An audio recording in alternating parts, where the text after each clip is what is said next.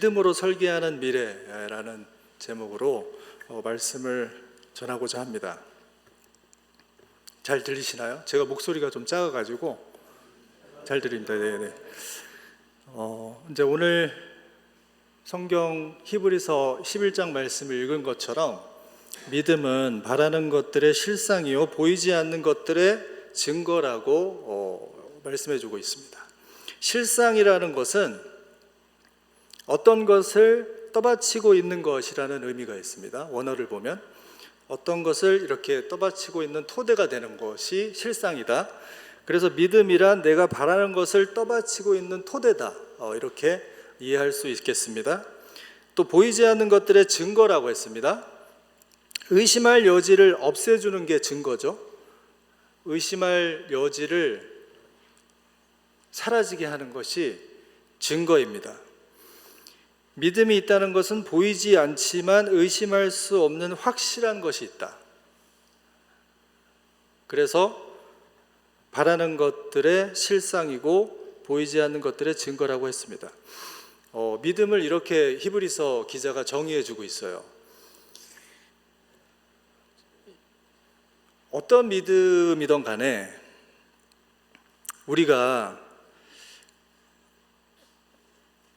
특정 개념이나 대상이 믿어질 때, 누군가가 믿어질 때, 어떤 아이디어가 믿어질 때는 그 믿음을 갖게 하는 근거가 있고 그 믿음을 의심할 수 없게 하는 증거가 있습니다. 지난해 10월이었나요? 경주에서 에이펙이 열렸습니다. 세계가 주목한 행사였죠. IT 강국에서 AI 강국이 되는 대한민국의 청사진을 이렇게 보여주고 소개하는 시간이었습니다. 방송을 지켜보는 모든 사람들의 마음에 대한민국이 이제 IT 강국이 되나 보다, 이런 생각이 들었을 것 같아요. 저도 보면서 굉장히 감동을 많이 했는데, 굉장히 그 중요한 인물이 많이 등장했습니다. 특별히 주목해야 되는 인물로 전 세계 시가총액이 제일 높은 기업, 이렇게 좀 재테크에 관심 많으신 분들은 잘 아실 것 같은데 어디죠? 네? 엔비디아라고 이제 저도 이제 배웠는데. 시가총액이 5조 달러라고 해요. 5조 달러. 5조 달러면 우리나라가 작년 한 해 GDP가 1.8조 달러였답니다.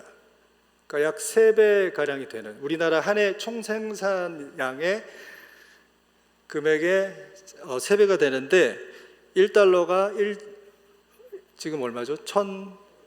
1,450원, 60원 그 정도 생각하면 1조 8조 달러면 저희 나라가 2,700조 정도 GDP가 작년에, 그런데 이게 한 3배 정도 된다고 하면 한 7,000조, 8,000조 원의 시가총액을 가지고 있는 기업의 CEO가 와가지고, 젠슨 황이죠. 젠슨 황이 삼성 회장 이재용과 최태원 SK 최태원 회장과 이 치맥 회동을 하는 장면이 있었습니다. 그렇게 방송에 다 나왔어요. 우린 이제 친구다 이러면서 이렇게 파트너십을 보여주고, 또 마지막 기조연설에서 GPU 26만 장을 한국에 먼저 공급하겠다는 약속을 공식적으로 했습니다. 이 장면을 지켜본 우리 한국 사람들은 막 이제 자긍심이 높아지는 거죠. 대한민국 국민으로서 우리나라가 이 정도 국가구나, 이런 생각이 들었을 것 같아요. IT 강국이 되겠구나 라는 믿음이 막 생기는 그런 시점이 아니었나, 그런 생각을 해봤습니다.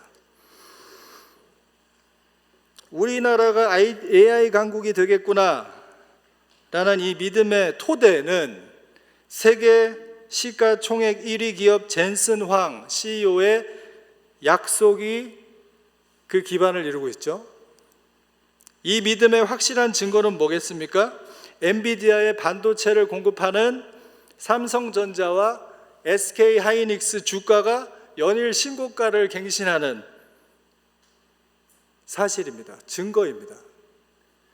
우리나라가 이제 AI 강국이 된다는 이 믿음을 기반으로 우리나라 정부와 기업들은 다가올 미래를 열심히 준비합니다. 개인들도 이 믿음을 근거로 미래를 준비하느라 분주합니다. 어떻게 준비해야 되는데 어떻게 준비해야 될지 몰라요. 분주해요. 교육의 현장도, 교회도, 기업들도, 단체들도 앞으로 3년 또는 5년 내에 세상이 어떻게 변하게 될지 예측이 되는 것 같으면서도 예측이 안 돼요. 기업들은 산업 생태계가 어떻게 바뀔지, 학생들은 무슨 직업이 좋을지, 어떻게 공부를 해야 할지 교육자들은 고민합니다. 그런데 이 대한민국의 많은 사람들이 바라는, 또 세계 많은 사람들이 생각하는 이 AI 강국이라는 이 실체는 무엇입니까? 기술의 진보로 이르는 물질적인 풍요와 번영 그 이상이 있는가? 오늘날 인간이 스스로의 지혜와 힘으로 기술혁명을 이루어냈다고 믿고 있습니다. 이 기술로 물질적 풍요와 번영을 이루고 또 질병을 치료하고 수명이 연장되고 어쩌면 죽음도 극복할 수도 있겠다라고 믿고 있어요. 이 선언을 많은 사람들이 굳게 믿고 있습니다.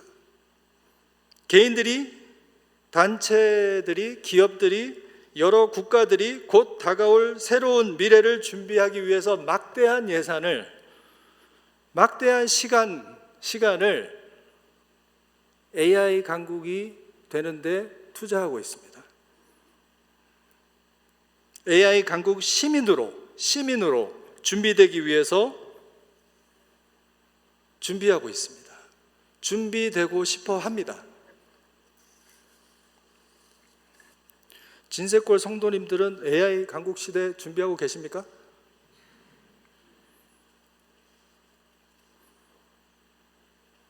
우리가 시대의 흐름에 민감하고 그 흐름에 맞춰서 미래를 준비하는 거 굉장히 중요합니다.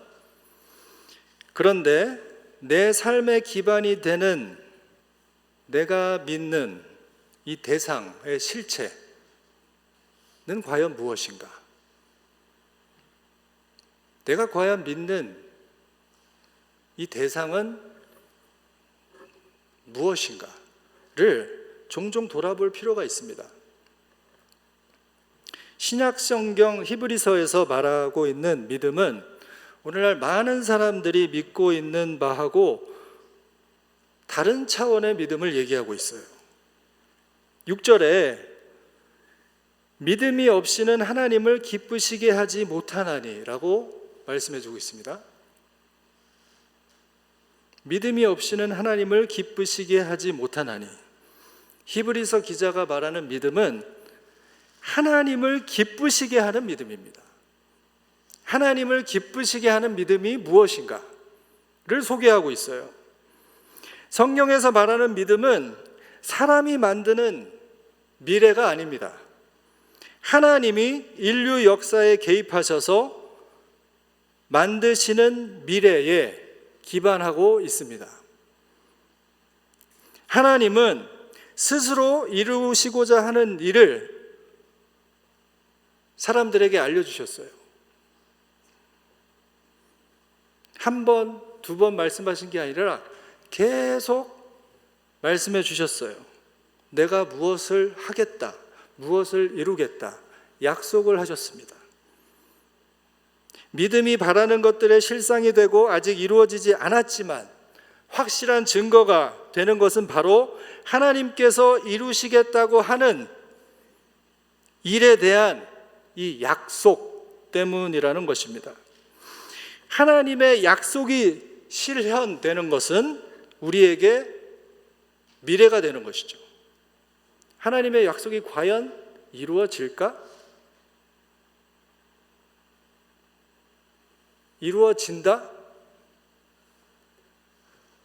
믿음이 이 질문과 이 선언들과 관련이 있습니다. 히브리서 11장은 이 약속의 말씀을 붙들고 살았던 믿음의 선진들을 소개하고 있어요. 아벨, 에녹, 노아, 아브라함과 같은 사람들은 모두 아직 이루어지지 않은 것을 마치 이루어진 것처럼, 확실히 이루어질 것처럼 굳게 신뢰했던, 믿었던 사람들입니다. 하나님이 이루시겠다고 하는 일에 대해서 반드시 이루어질 미래, 반드시 다가올 미래로 확신하며 자신들의 삶을 그 약속에 걸었어요.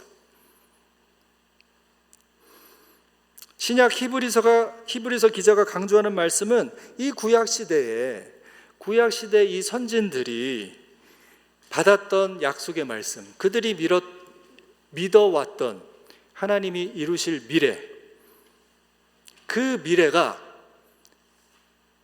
예수 그리스도를 통해서, 예수 그리스도 안에서 이루어졌다.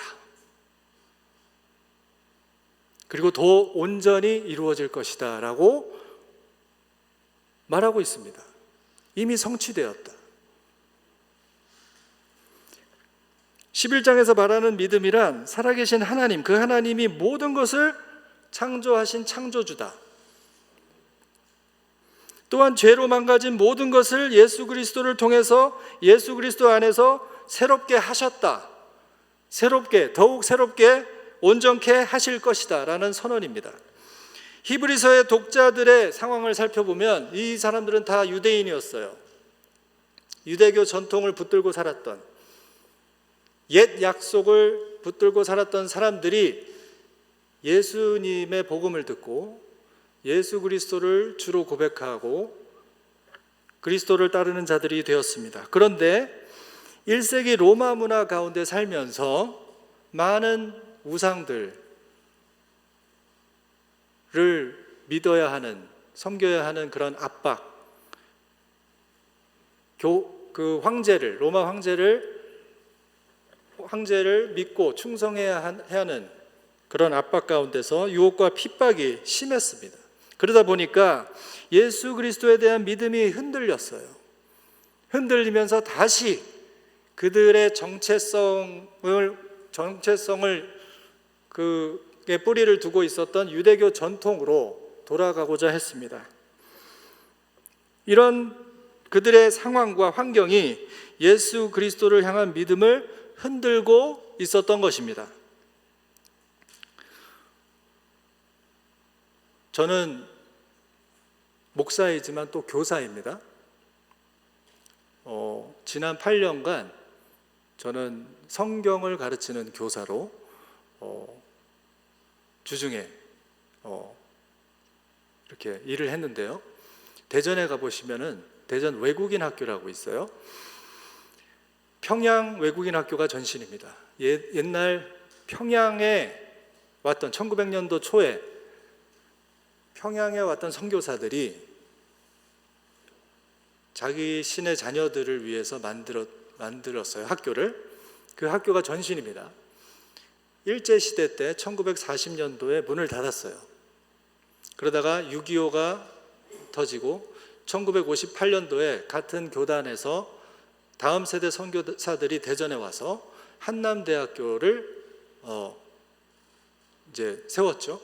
한남대학교를 세웠던 그 선교사들의 자녀들이 한남대학교 안에서 이제 학교로 시작을 했고 12년 전에 한남대학교 캠퍼스에서 나와서 대전에 있는 테크노밸리에 캠퍼스를 두고 지금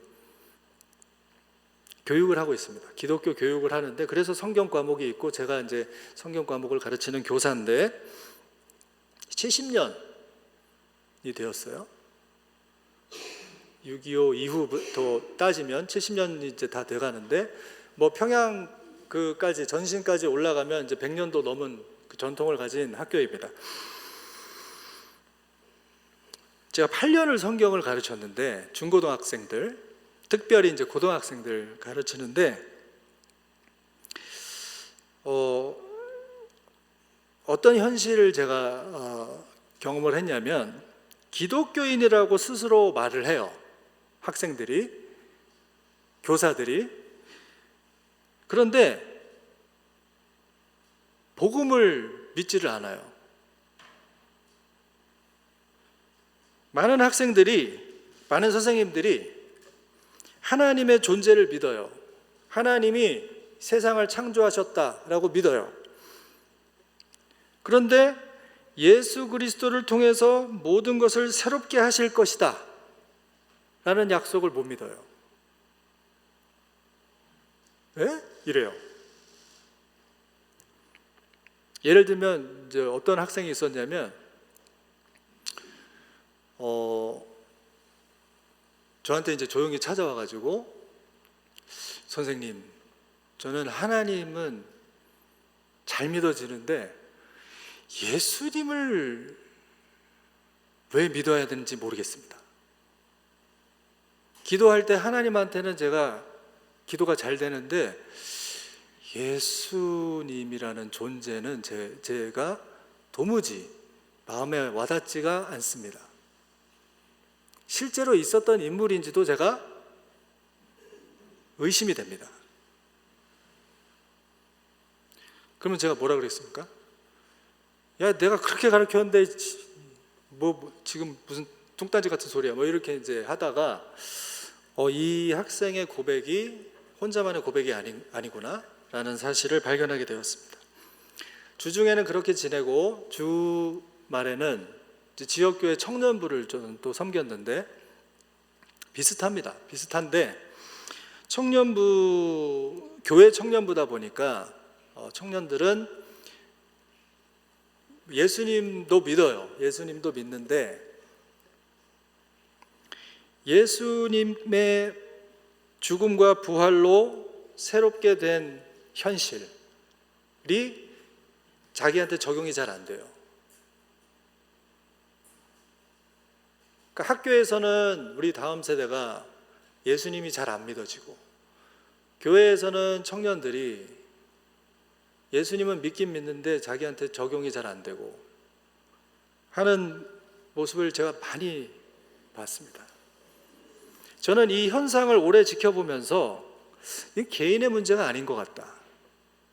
개인의 문제가 아니다라는 생각이 들었어요. 성경이 전해주는 메시지와 정반대되는 메시지들을 계속 접할 수밖에 없는 이 환경과 상황에 대해서 관심을 갖게 되었습니다. 문화에 관심을 갖게 되었어요. 우리가 접하는 각종 매체들을 생각해 보면 그 매체들이 전해주는 이야기를 한번 여러분 생각해 보십시오. 어떤 내용들입니까? 성경의 선언들, 성경의 메시지들을 흔들어 버리는 아주 가치 없게 여기는 내용들이 너무 많아요. 예를 들면 이런 겁니다. 사람들이 갖고 있는 모든 생각들은 다 나름대로 일리가 있다. 나름대로 다 진리다. 모두의 생각을 그래서 존중해야 된다. 또한 우리는 우리 자신을 믿어야 된다. 우리 자신의 한계를 극복하는 것은 우리 스스로 힘으로 해야 된다. 문제가 있으면 그 문제를 해결하는 것은 바로 인간이고 인간의 잠재력은 무한하다. 모든 것을 가능하게 한다. 심지어 죽음도 극복할 수 있다. 이런 이야기를 계속 접하다 보면 과연 하나님이 계시긴 한 걸까? 예수님의 십자가 부활이 나랑 무슨 상관인가? 이런 생각이 들 것 같아요. 1세기 유대 기독교인들이 로마 문화의 영향을 받으면서 핍박 가운데서 예수 그리스도를 향한 믿음이 흔들렸습니다. 초대교회 성도들이 흔들렸어요. 오늘날 21세기 문화의 영향 가운데 살면서 그리스도를 향한 믿음이 안 흔들릴까요? 다음 세대 신앙만 흔들리고 있습니까?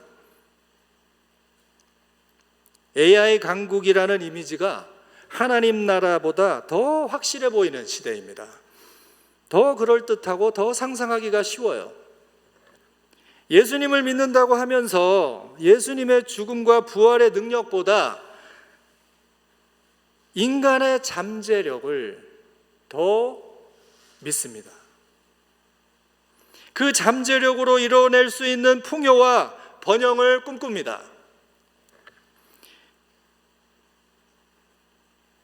물론 물질적인 풍요, 번영은 하나님이 주시는 복이에요. 또 하나님 나라는 영적인 풍요만 있는 게 아니라 물질의 풍요로움도 있습니다. 문제는 하나님과 상관없이, 예수 그리스도의 사역과 상관없이 추구하는 물질적인 풍요와 번영의 삶이라는 것입니다. 하나님과 상관없는 미래를 설계하고 예수님과 상관없는 풍요를 이루기 위해 노력하는 것이 왜 문제가 될까요? 만약 실제 하나님이 지금 살아계시고 하나님이 지금 성령을 통해서 모든 것을 새롭게 하시는 일을 하고 계신다면 우리 스스로 모든 문제를 극복해 나갈 수 있다는 전제를 가지고 있는 것 자체가 하나님이 기뻐하실 수 없는 모습이죠. 그 전제를 가지고 행하는 모든 삶의 방식들은 하나님의 일하심을 방해하는 일이 되는 것이죠. 바벨탑을 쌓는 모습입니다. 인류가 한 언어로 존재할 때 서로 소통하며 신의 영역에 이르기 위해서 함께 협력했습니다. 탑을 쌓았어요. 하나님이 그 시도를 반역이라고 보고 언어를 혼잡케 하셨습니다. 오늘날 사람들은 AI를 통해서 수많은 언어들을 실시간으로 통역하여 한 언어를 사용하듯 소통할 수 있는 시대를 다시 열어가고 있습니다. 정보를 사람이 수집하고 해석하고 의미를 정의하던 시대에서 이제는 AI가, 사람이 만든 인공지능이 우리 대신 많은 정보를 수집하고 해석하고 의미를 우리에게 결정해주는 시대로 접어들고 있습니다. 기계가 사람 대신 생각하고 분석하고 해석해서 의미를 알려주는 시대에 우리가 기계를 통해서 성취하고 누리고자 하는 것은 과연 무엇입니까?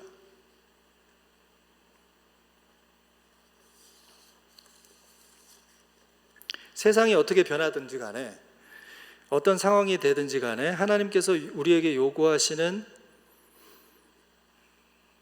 믿음이 있습니다.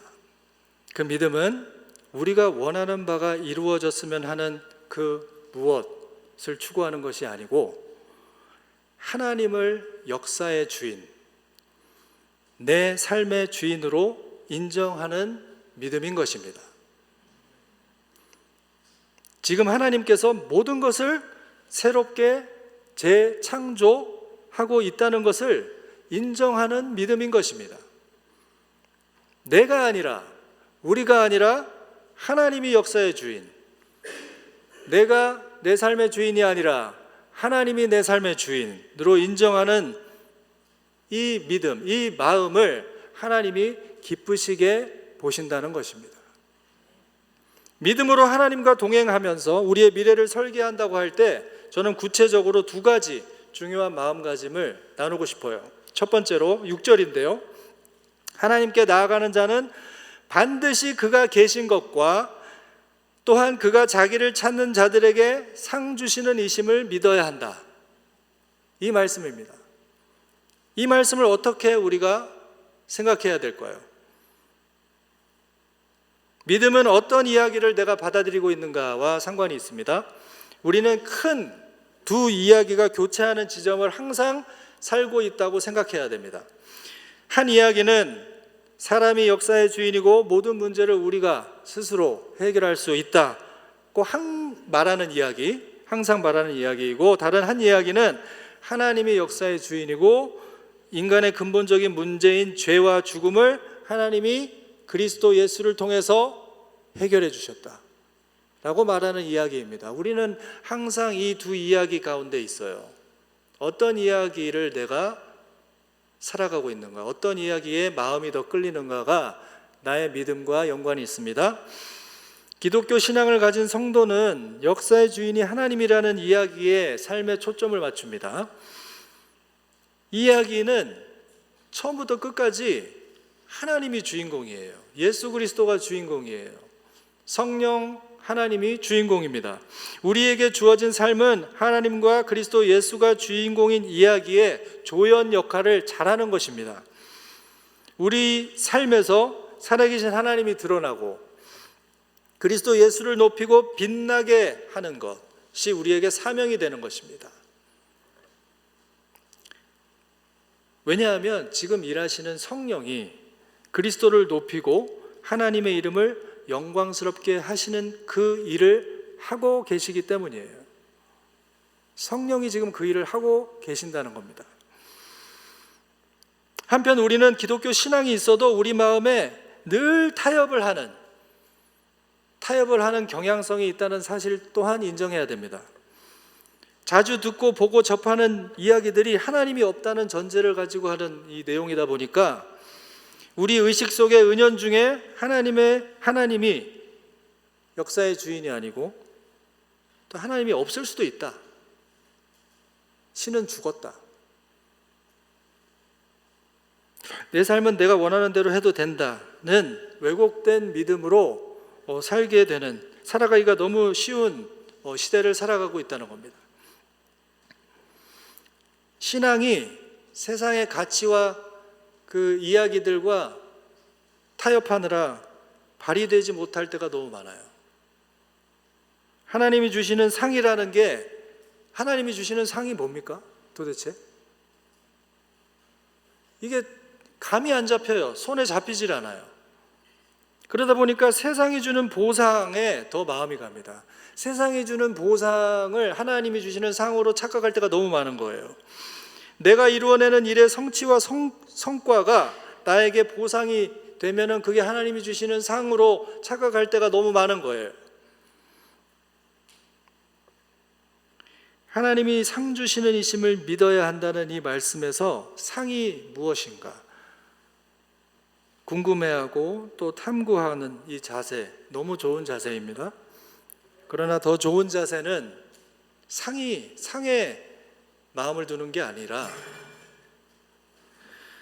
결국에는 하나님이 우리의 모든 삶을 평가하신다는 사실에 더 마음을 두는 것입니다. 내가 하나님을 기쁘시게 하는 믿음을 갖고 있는지 아닌지는 어떻게 알 수 있습니까? 내가 세상의 평가에 맞추어 내 삶을 계획하고자 하는지, 아니면 하나님의 평가에 맞추어 내 삶을 계획하고자 하는지를 보면 알 수 있습니다. 잘 모를 때도 너무 많습니다. 하나님이 평가하시는 마음은 결국 무엇을 무겁게 여기고 중요하게 생각하는가? 내가 무엇을 무겁게 여기고 중요하게 생각하는가? 무엇을 바라보고 무엇을 중요하게 생각하며 판단하고 결정하고 행동하는가? 그것을 보신다는 겁니다. 왜냐하면 결국 우리의 모든 생각, 모든 판단, 결정, 행동은 누가 평가하신다고요? 사람이 아니라 하나님이 평가하신다는 것입니다. 또 나누고 싶은 중요한 우리의 마음가짐 한 가지가 있습니다. 믿음으로 미래를 설계한다는 것은 믿음으로 행한 결과를 하나님께 맡기는 것입니다. 믿음으로 행한 결과를 맡기는 겁니다.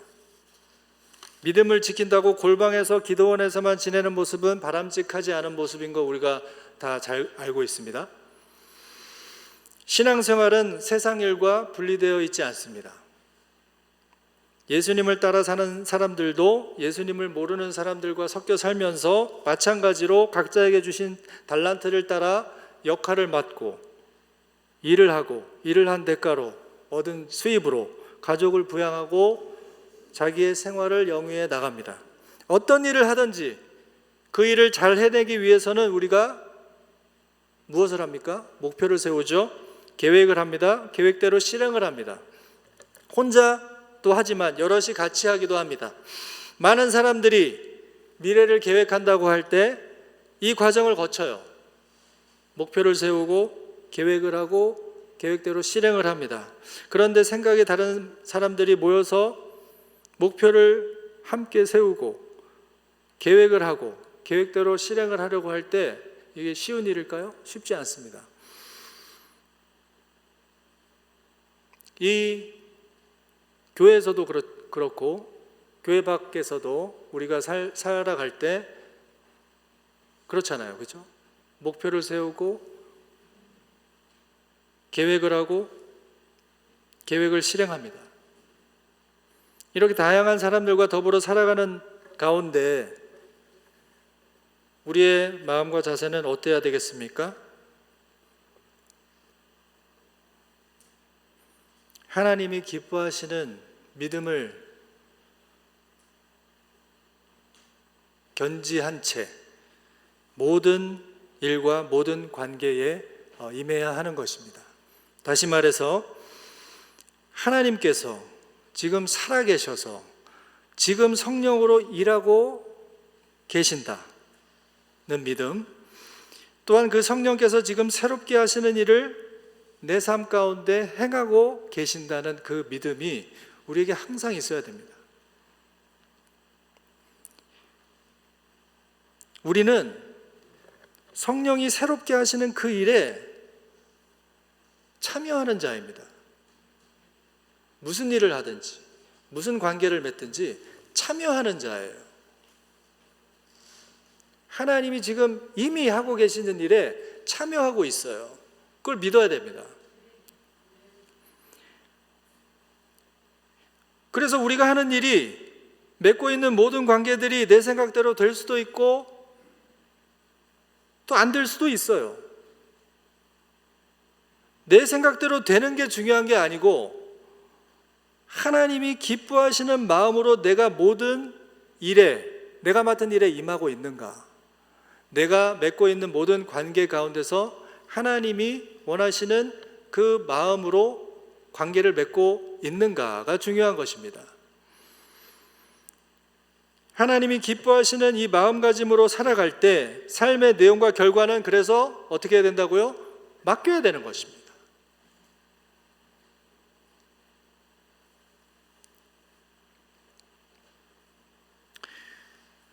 또 학교에서 제가 이제 일하면서 이제 겪은 경험인데요.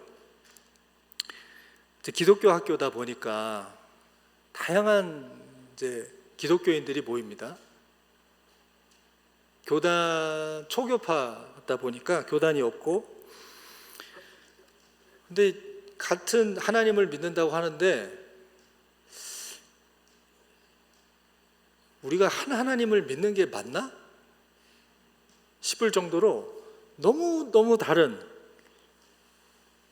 또 이 외국 사람들이 많아가지고 서양 분들이 믿는 하나님하고 한국 사람이 믿는 하나님하고 좀 다른 것 같아요.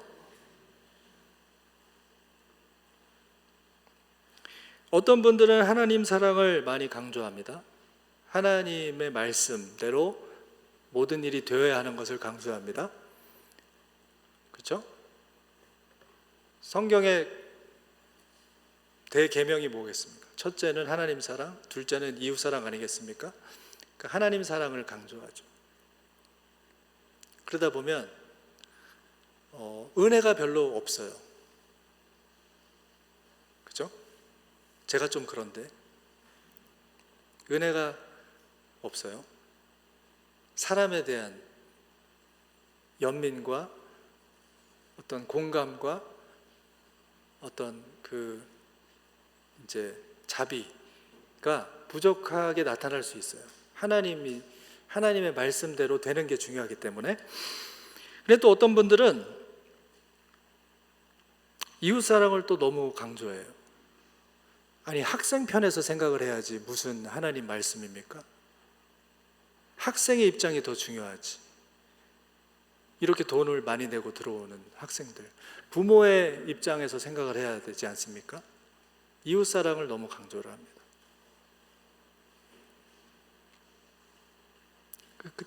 긴장이 늘 있어요. 하나님 사랑을 강조하는 그룹들과 이웃사랑을 강조하는 그룹들 사이에 긴장이 늘 있습니다. 제가 그래서 깨달은 것은 뭐냐면, 이렇게 믿는 사람들 안에서도 이렇게 다르다. 우리는 또 안 믿는 사람들하고도 더불어 살아가야 되잖아요. 나에게는 균형 감각이 없다. 깨달았습니다. 균형이라는 게 있나? 예수님이 보여주신 그 하나님 사랑, 이웃 사랑의 모습을 우리가 닮아가야 된다고 하지만 우리는 너무 치우쳐 있다. 하나님이 평가하실 때 나중에 너도 틀렸고 이렇게 하실 것 같다는 생각이 드는 거예요. 그런데 그렇게 깨닫는 중에 더 이 하나님의 은혜를, 정말 하나님이 삶의 주인 되시고 하나님께서 이루시겠다고 하는 그 약속을 더 붙들게 되는 것 같아요. 부족한 나를 새롭게 하고 계신다는 사실을 더 좀 상기하게 되는 것 같고, 상대방도, 나와 다르게 생각하는 상대방의 삶에서도 새롭게 하고 계시다, 하나님께서 일하고 계신다고 더 내가 믿어야 되는구나를 깨닫게 됩니다. 우리 모두를 새롭게 하고 계신다는 사실을 더 상기하게 됩니다. 그렇게 하는 게 도움이 되더라고요. 그럴 수 있다. 아, 이웃 사랑을 강조하시는군요. 아, 하나님 사랑을 강조하시는군요. 이렇게 되더라고요. 물론 그렇게 생각하면서 제가 지금 타협을 하는 건지 사랑 실천을 하는 건지 헷갈릴 때가 있어요. 예수님 사랑을 실천하는 건지 내가 내 믿음을 타협하는 건지 모를 때가 있습니다. 그래도 이 마음을 견지하고자 하는, 하나님이 일하고 계신다, 지금 성령으로 일하고 계신다, 새롭게 하신다는 그 사실이 굉장히 위로가 됩니다. 힘이 됩니다. 믿음으로 미래를 설계한다는 것은 우리 삶의 마지막 모습도 주님께 맡겨야 된다는 것을 의미합니다. 오늘 본문에 에녹과 아벨이 소개되고 있죠. 에녹과 아벨. 에녹은 평생을 하나님과 동행하면서 마음이 하나님께만 초점이 가 있던 사람이었어요. 하나님은 그를 육체의 죽음의 경험 없이 바로 데려가 주셨습니다. 많은 사람들이 이런 편안하고 복된 죽음을 맛보고 싶어 할 거예요. 그런데 이런 죽음은 우리의 선택이 아니고, 에녹의 선택이 아니고 하나님의 선물이었던 것입니다. 믿음으로 하나님과 동행하던 자가 누린 하나님의 복이었습니다. 한편 아벨을 우리가 생각해 볼 수 있죠. 가인의 동생 아벨, 역시 믿음의 사람이라고 소개되고 있어요.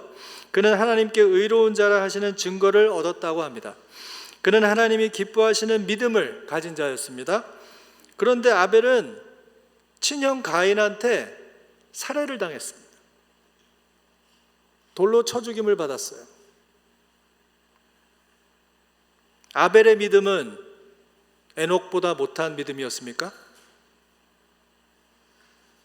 오늘 본문 다음에 나오는 내용을 보면 믿음을 지키다가 고난과 핍박을 당하고 고통스러운 죽임을 당한 믿음의 선조들이 여럿 나옵니다. 세계교회의 역사에도, 한국교회의 역사에도 하나님이 기뻐하시는 믿음으로 살았던 수많은 자들이 고난과 핍박을 받으며 순교한 것을 우리가 잘 알고 있습니다. 그들의 헌신과 수고와 순교 덕분에 우리가 있는 것이고 교회가 든든히 서 나가고 있는 것입니다. 하나님은 하나님을 찾는 자에게 상 주신다 그랬습니다. 하나님이 기뻐하시는 믿음을 가진 자들이 받는 상이라고 했습니다. 그러면 이렇게 믿음 때문에 어려움을 겪으며 순교한 자들은 무슨 상을 받은 것입니까? 이 땅에서 받는 상이 아니죠. 이 땅의 삶에서 받는 상을 말하는 게 아닙니다. 히브리서 기자는 하나님이 기뻐하시는 믿음의 삶을 살았던 자들에게 주시는 상은 하나님과의 관계에서 누리는 영원한 삶의 질, 그 삶의 퀄리티를 말하고 있습니다. 이 땅에서의 삶은, 우리 삶의 마지막은 우리가 원하는 대로 될 수도 있고 또 안 될 수도 있는 것입니다. 그러나 반드시 그 믿음의 삶에는 무엇이 있다고요? 상이 있다고 그랬습니다. 상. 주님의 나라에서 누리게 되는, 주님과 누리게 되는 그 관계의 복이 상인 것입니다. 하나님이 기뻐하시는 믿음의 사람들도 세상의 기준으로 봤을 때 이 땅의 삶에서 성공하고 풍요로운 삶 살 수 있습니다. 솔로몬의 처음 모습처럼 지혜와 부귀영화를 누릴 수 있습니다. 그런데 그것은 하나님의 허락이고 선물인 것이죠. 하나님을 찾는 자에게 궁극적으로 주시는 상은 물질적인 풍요, 편안한 죽음이 아닙니다. 우리 마음이 하나님이 아니라 하나님이 주셨으면 하는 것을 찾고 구하게 되는 순간 그 마음은 믿음이 아니고 타협이 되기 쉽습니다.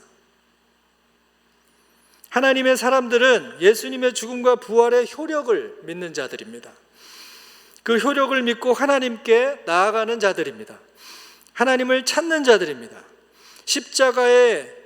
십자가와 부활, 그 효력으로 지금 성령이 우리와 함께 하시고 세상에 계시면서 모든 것을 어떻게 하고 있다고요? 새롭게 하고 계시다는 것입니다. 우리 한 사람 한 사람을 새롭게 하고 계세요. 저희 아내가 오늘 함께 했는데요. 평생 운동을 안 하다가 죄송합니다. 저희 동네에 굉장히 좋은 헬스장이 하나 생겼어요. 그래서 몇 달 전부터 PT를 시작하고 운동을 하기 시작했다는 겁니다. 저희 딸들도 운동하고 저도 운동하고 온 가족이 집이 가까우니까 이제 운동을 하고자 하는 그 동기가 더 생기더라고요. 그러면서 이 새로움을 경험을 했어요. 새로운 세계, 운동의 세계. 운동하고 이 가벼워진 마음과 가벼워진 이 두뇌와 몸 상태를 경험을 하는 거예요. 이런 운동이 이런 건 줄 몰랐다. 이제 고백을 하는 자주 합니다. 우리가 새롭게 하시는 성령의 일하심을 경험을 하면 할수록 인간 중심적인 모습에서 더욱 하나님 의존적이 되기 때문에 부대낍니다. 세상과 부대껴요. 세상의 가치, 인간 중심적인 가치와 점점점 더 부대낍니다. 그러니까 운동을 하고 나면 운동을 안 하고 또 많이 먹고 하면 이제 몸이 부대끼듯이 부대껴요. 그러면 이제 운동하는 사람들은 운동해야지 이렇게 되잖아요. 똑같아요. 영적인 원리도 더 하나님께 나아가야지 하는 마음이 생기게 되는 것입니다. 히브리서 기자는 당시 1세기 당시에 세상과의 부대낌 때문에 힘겨웠던 유대 그리스도인들을 격려합니다. 동일한 말로 우리를 격려해요. 12장 2절 말씀인데 이렇게 격려합니다. 이게 그 히브리서 주제 말씀이라고도 할 수 있는데, 믿음의 주요 또 온전케 하시는 이인 예수를 바라봅시다. 믿음의 주요 또 온전케 하시는 이인 예수를 바라봅시다. 예수님은 아버지를 향한 믿음으로 미래를 설계하는 자의 모델이십니다. 또한 우리의 믿음이 그분의 믿음을 닮아 온전케 되도록 우리 한 사람 한 사람 안에서 지금 성령으로 일하고 계십니다. 교회 절기로 사순절이 지난 수요일에 시작되었습니다. 예수님의 삶을 묵상하는 기간입니다. 이 40일 동안은 묵상이 영적인 운동이잖아요. 평소에도 우리가 운동을 하지만 사순절 기간에는 더 이 운동을 열심히 하는 것입니다. 예수님이 사람들을 위해 행한 모든 사역의 목적은 하나님의 사람들을, 죄인들을 아버지의 집으로 데려가는 것입니다. 아버지의 집을 경험하게 하시는 것입니다. 왜냐하면 그것이 아버지가 기뻐하시는 뜻이기 때문에 그렇습니다. 예수님께서 우리를 죄와 죽음의 권세에서 해방하고자 하시는 것도 해방이 목적이 아니에요. 아버지의 집으로 데려가서 아버지와 예수님과 누리는 그 친밀한 관계, 그 안으로 인도해 주시기 위함인 것입니다. 성령이 지금 우리 삶 가운데 우리를 새롭게 하신다 그랬습니다. 그 새롭게 하시면서 우리는 인도함을 받는 거예요. 아버지의 집으로, 아버지와 아들의 관계 안으로. 말씀을 맺겠습니다. 저는 오늘 말씀을 진새골, 이 이름을 생각하면서 준비했습니다. 진리로 새롭게 되는 골짜기. 이 말을 들었을 때 너무 멋있더라고요. 진리로 새롭게 되는 골짜기. 진리가 무엇입니까? 무엇이 아니라 그분이시죠. 진리는 그분입니다. 하나님께 나아가는 자는 반드시 그가 계신 것과 또한 그가 자기를 찾는 자들에게 상 주시는 이심을 믿으라는 이 말씀을 굳게 붙드시는 성도 여러분들 되시기를 축복합니다. 미국 대통령 트럼프나 세계 시가총액 1위 젠슨 황 CEO가 세상을 주도하는 것 같지만, 그렇게 보이지만 세상의 주인은 하나님이시고 역사의 주관자 되시는 분도 하나님이시고 우리 삶의 주인, 우리 삶을 주관하시는 분도 하나님이심을 잊지 마시기를 바랍니다. 그 하나님께서 우리의 마음과 선택과 모든 결정을 평가하실 것입니다. 세상의 평가와 세상이 주는 보상보다 하나님의 평가와 하나님이 주시는 상, 하나님 나라의 삶, 그것에 마음을 두시는 귀한 하나님의 성도님들 되시기를 축복합니다. 이런 믿음은 세상이 감당하지 못해요. 그렇다고 이 믿음을 가지면 세상이 더 쉬워지지도 않습니다. 힘겹습니다. 답답합니다. 괴로운 순간도 많이 경험합니다. 손해도 봅니다. 친구를 잃을 수도 있습니다. 하지만 하나님이 기뻐하십니다. 하나님이 성령을 통해 하시는, 새롭게 하시는 일이 우리 삶에 경험되고 세상이 어떻게 하나님의 손에 의해 새롭게 되고 있는지 보는 눈이 열리고, 이 같은 눈을 가진, 같은 믿음을 가진 사람들과 연결됩니다. 그 연결을 통해 다른 곳에서는 발견할 수 없는 하나님이 주시는 삶의 축복과 기쁨이 있습니다. 사람이 주인공인 이야기에 더 이상 매료되지 않습니다. 하나님이 주인 되시고 예수님이 주인 되시는 이야기에 더 이끌리고 그 이야기에 내 삶도 일부가 되기를 바라는 마음이 솟구쳐 오릅니다. 여러분이 꿈꾸는 미래는 하나님의 꿈과 연결되고 여러분의 삶을 통해 그 꿈이 이 땅에서 실현되는 것을 보게 될 것입니다. 진새골 온누리교회에서 그리고 성도 여러분의 삶 가운데서 이 진리로 새롭게 되는 일이 많이 일어나기를 주님의 이름으로 축복합니다. 기도하겠습니다. 하나님 아버지, 우리가 주님이 기뻐하시는 믿음을 소유하기 원합니다. 그 믿음으로 주님이 기뻐하시는 삶을 살기 위해 마음을 쓰고 힘을 다하는 우리가 되게 하여 주시옵소서. 믿음을 지키고 사는 데 필요한 것, 모든 부족함을 채워주시고 주님께서 행하시는 새롭게 하시는 일을 더욱 경험하고 그 새롭게 하는 일의 통로가 되게 하여 주시옵소서. 지금도 역사하시는 예수 그리스도의 이름으로 기도하옵나이다.